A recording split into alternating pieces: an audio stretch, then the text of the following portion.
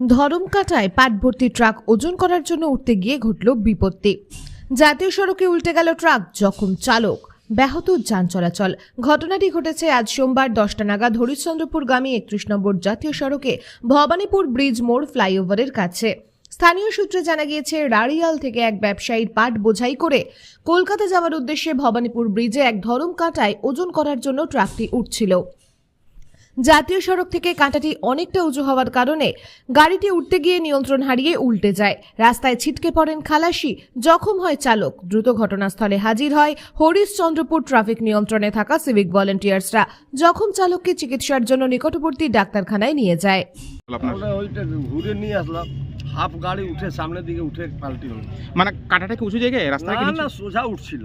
হ্যাঁ, গাড়ি ওই দিকে নিয়ে গেলাম, ঘুরে নিয়ে এসে আমি দেখলাম এই দিকে রিক্স হয়ে যাবে কাটায়, সেই জন্য গাড়িটা ঘুরিয়ে নিয়ে আসলাম।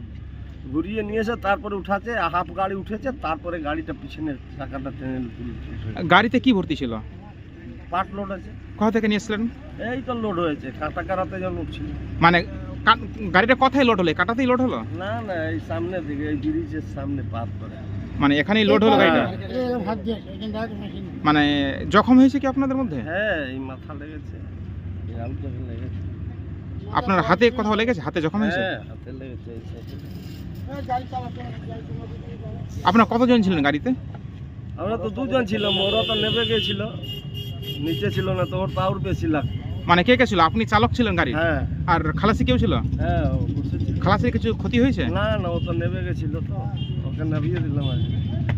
দুর্ঘটনা হলো তো আসছিল রারিয়ালের দিক থেকে, রারিয়ালের দিক থেকে আসছিল, তো ভাবলো তো আমি কলকাতা যাবো, তো চাচালোর দিকে যাব।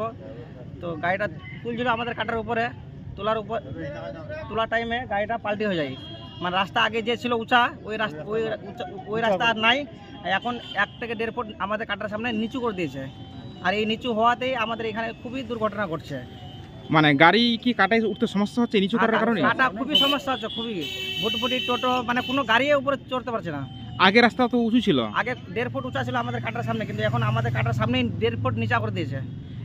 এটা কত নম্বর জাতীয় সড়ক? এটা 81 নম্বর জাতীয় সড়ক না, এটা 31 নম্বর জাতীয় সড়ক। বলছে কোন জায়গাতে ঘটনাটা ঘটেছে? এটা হলো তুলসীঘাটা ভবানীপুর ব্রিজ। বলছে গাড়িতে কতজন ছিল? গাড়িতে একজন ছিল। জখম হয়েছে কেউ? যখন ওই ড্রাইভারটাকে খুবই চোট লেগেছে। এখন কোথায় ড্রাইভার আছে? ড্রাইভার এখন আপাতত আমাদের কাটার অফিসেই আছে। আর গাড়িতে কি ভর্তি ছিল? গাড়িতে পাট ছিল, মানে জুট। তো গাড়িটা কি রাস্তার মধ্যে উল্টে গেছে? গাড়িটা রাস্তার উপরেই উল্টে গেছে, মানে উঠতে গিয়ে কাটার উপরে উঠতে গিয়ে রাস্তাতেই উল্টে গেছে গাড়িটা। পুলিশ প্রশাসন এসছে? পুলিশ প্রশাসন 2টা সিভিক এসছে। আপনার নাম? আমার নাম শামীম আক্তার, বাড়ি? বাড়ি রারিয়াল। চলো। দুর্ঘটনা ঘটেছে, রাস্তাটা আগে থেকে অনেক নিচু করে দিয়েছে। আমাদের কাটাটা এখন উঁচু হয়ে গেছে, কাটা যখন গাড়ি চড়তে অসুবিধা হচ্ছে, ওর জন্য গাড়িটা উল্টে গেছে। কি ভর্তি ছিল গাড়িতে? গাড়িতে পার্ট ছিল। কোথা থেকে আসছিল গাড়িটা? তুলসেটটারই আছে।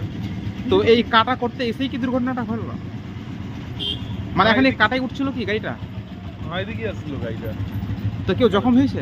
না, যখন কেউ হয়নি। কতজন ছিল গাড়িতে? একজন। গাড়িটা কোন জায়গায় উল্টে গেছে? গাড়িটা কোন জায়গায় উল্টে আছে? কোন জায়গাতে?